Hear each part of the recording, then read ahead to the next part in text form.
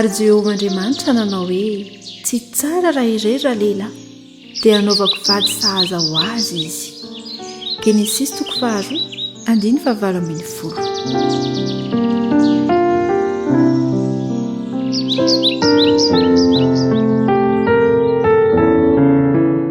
Inona marina no tsy ambaratelo ny fanambadiana sambatra sy maharitra raha ny baiboly no jerentsika.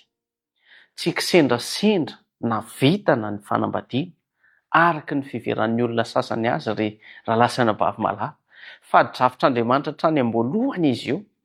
Tadio fa tao edena nanorenana azy voalohany ary natao ho fatorana masina mampiray ny olona roa izy io. Izay le mahatonga ny hoe lasa nofo ray ihany izy roa. Izany hoe ny fanambadiana marina zany dia tsy mifototra fotsiny amin'ny fihetsem-po amin'ny andro voalohany, fa amin'ny fanolorany tena mitohy. Izany hoe rehefa mandeha ny fotoana dia mety hiena ny nofinofo mamy, ka mety hiseho ny tsy fifankazahoana sy ny fitsapana maro samihafa. Amin'izany indrindra no andrenesantsika ny feon'ny fahavalo mitarika fisalasalana sy lasa mampiayay. Tadio tsara fa rehefa mifankatia ny olona dia amin'ny voalohany izay resantsika teo dia tena mamy ilay fitiavana, fa rehefa mandeha ny fotoana dia lasa memangatsika, miena ilay fitiavana. Kanefa raha ny tenin'Andriamanitra no jerentsika dia tokony hitomby hatrany ny fifankatiavana. Dia izay no hoentiny ty taridalany ty ho antsika, inona tsy ambaratelo. Saingy tsy tokony avelantsika andrava ny fatoram-pitiavana nefa zany zavatra izany, fa antson'Andriamanitra ny mpivady amin'izao fotoana izao mba hanilika ny fitiavan-tena sy hiaro ny firaisampo amin'ny alalan'ny faharetana, ny fahalalana, ny tenany ary ny fahaizana mamela heloka. Zava-dehibe zany ao anatin'ny tokantrano ny fahaizana mamela heloka ary ny fanalahidin'ny fanambadiana maharitra sambatra ihany koa dia ny fifampiresana sy ny fanavaozana ny fitiavana isan'andro. Mila vaozina zany izy io, dia mila mifampiresaka, mifampiaino, mifampihevitra ao an-tokantrano. Rehefa mianatra mifamela heloka sy mifampahery ny mpivady, mifampivavaka ihany koa, dia miamatanjaka ilay fatorana rasana bavy malala. Izay ilay tsy ambaratelo. Izany hoe ny fanambadiana dia tsy natao ho lanonana ray andro, andanena volabe anatina espasy, fa izy io dia fiainana iombonana mitombo hatrany amin'ny fitiavana sy ny fanompoana, karakaraky ny mahela ilay fanambadiana. Raha ajaitsika ilay fitsipika teo dia vao mainka tokony hitombo ny fifankatiavam-pivady.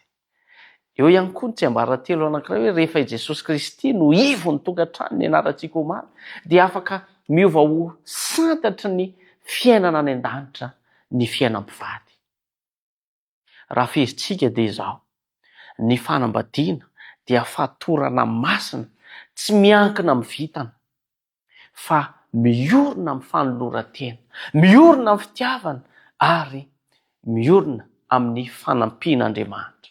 Koa mila matoky sy miantehatra amin'Andriamanitra ary mifandray tsy tapaka amin'Andriamanitra isika, ary ny mpivady ihany koa dia mila mifampivavaka. Rehefa kolokoloana isan'andro izy io dia mitondra fiadana sy firaisan-tsaina maharitra. Miantso mpivady ihany koa ny tompo amin'izao fotoana izao, sy izay mbola norina tokantrano, aoka isika hiaro ny fatoram-pitiavana nomen'Andriamanitra. Aza vela ny fisalasalana sy ny fitiavan-tena no hanjaka, satria izany mitarika fandravana ao an-tokantrano, mitarika fisarana ao an-tokantrano.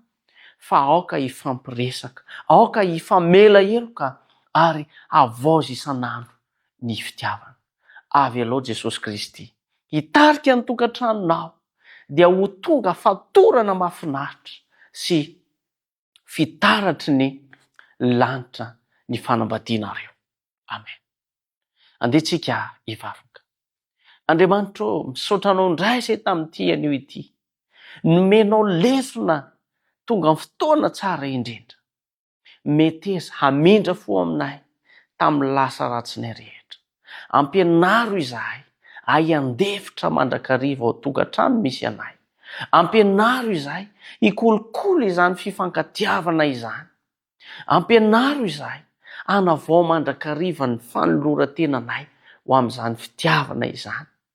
Ary aoka tsy hanjaka ao amin'ny tokantrano tsiraray avy ny fitiavan-tena fa ianao Jesosy Kristy no hanjaka ao, ary ny fitiavana no hanjaka ao ihany koa, satria tsy sapanay fa izany no mampaharitra ny fanambadiana. Ampio ny tokantrano tsiraray avy mba hanao anao ho loha laharana.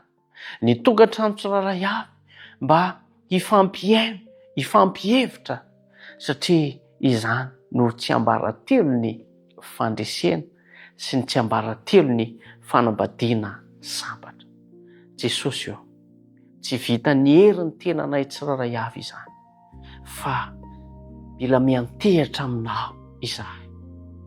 Koa ankehitriny ataovy tanteraka amin'ny tokantrano tsiraray avy ny teny fikasana, ka amonjy ny tokantrano tsiraray avy izay manaraka izao fandarina izao ianao, ka ny tsiraray avy dia hanavao izany fanambadiana izany, ka ho tsapa fa miaraka aminay ianao. Dia mitahy izao tontolo andro diavinay izao, amin'ny anaran'i Jesosy Kristy. Amen.